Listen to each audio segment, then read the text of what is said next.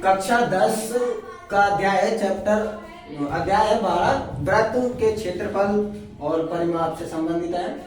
तो पहले इसका फॉर्मूला है जो सबसे सिंपल है कि ये व्यास क्या होता है, वृत्त की परिधि की दो बिंदुओं को मिलाने वाला रेखाखंड जो केंद्र से जाता हो उसे क्या कहते हैं, व्यास। तो व्यास अगर दिया हो तो त्रिज्या कैसे ज्ञात करेंगे, व्यास का आधा, व्यास बटे 2 त्रिज्या।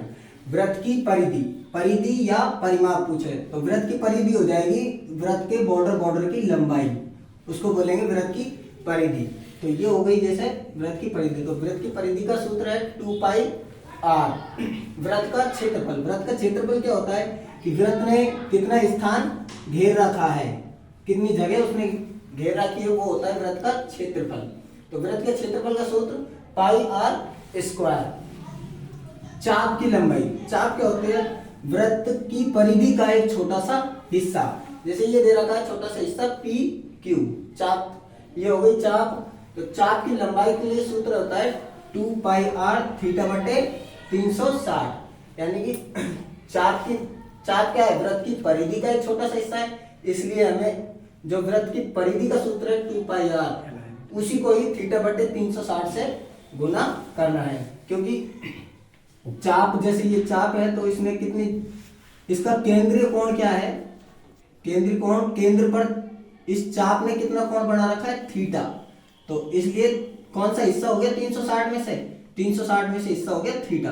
तो θ/360 से क्या कर देना है, गुना θ/360।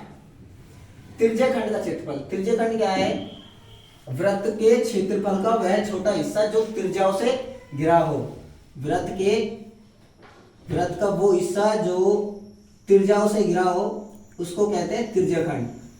और त्रिज्याखंड मान लो क्या, थीटा कोण बना रहा है, कितना कोण बना रहा है, थीटा कोण।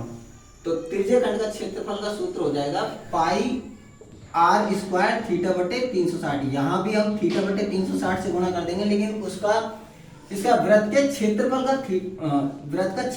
को θ/360 से गुना कर देंगे।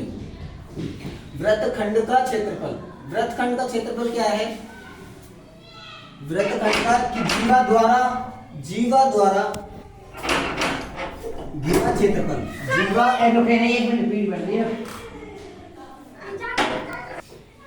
वृत्तखंड का